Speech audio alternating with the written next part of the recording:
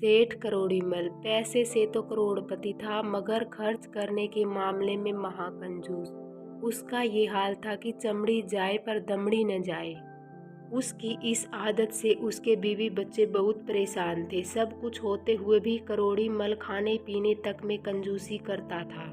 उसका बस चले तो घर में आलू और दाल के अलावा कुछ ना बनना चाहिए। सेठ के पड़ोस में ही कल्लू नाम के एक गरीब मजदूर का घर था। कल्लू एकदम फकड़ों की तरह रहता था।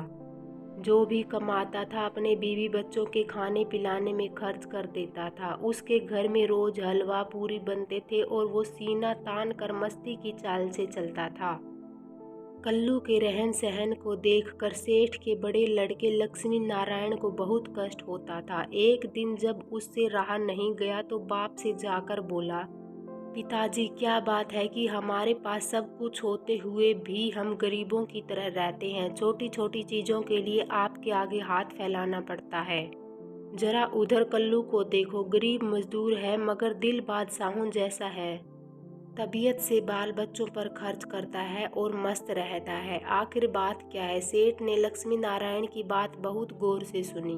थोड़ी देर चुप रहकर बोला कि बेटा लक्ष्मी, तुम जो भी कह रहे हो एकदम सच कह रहे हो। हम दोनों में बस इतना अंतर है कि कल्लू अभी तक 99 के चक्कर में नहीं पड़ा है।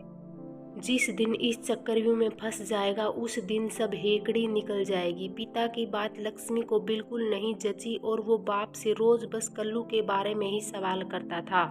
एक दिन सेठ ने लक्ष्मी को बुलाकर आदेश दिया कि शाम को दुकान बंद करके तुम जब घर आओगे तो पेटी में से एक पोटली में 99 रुपये डाल कर ले आना। ध्यान रहे कि रुपये 99 ही हों। पिता की आज्ञानुसार लक्ष्मी ने वो ही किया जो सेठ ने कहा था और शाम को पोटली पिता के हाथ में थमा दी।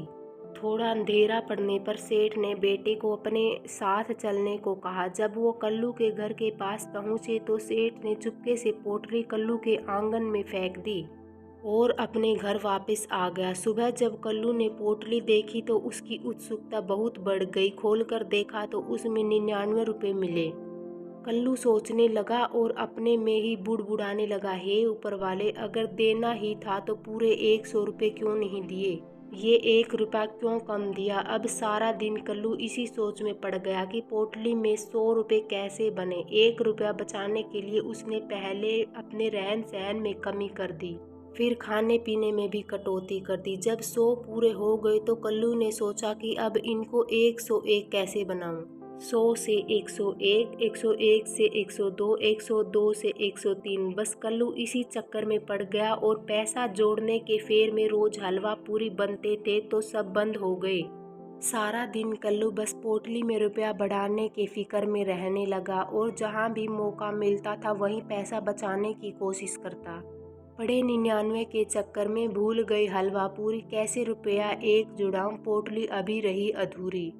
कहानी अच्छी लगी तो कृपया लाइक और चैनल को सब्सक्राइब जरूर करें।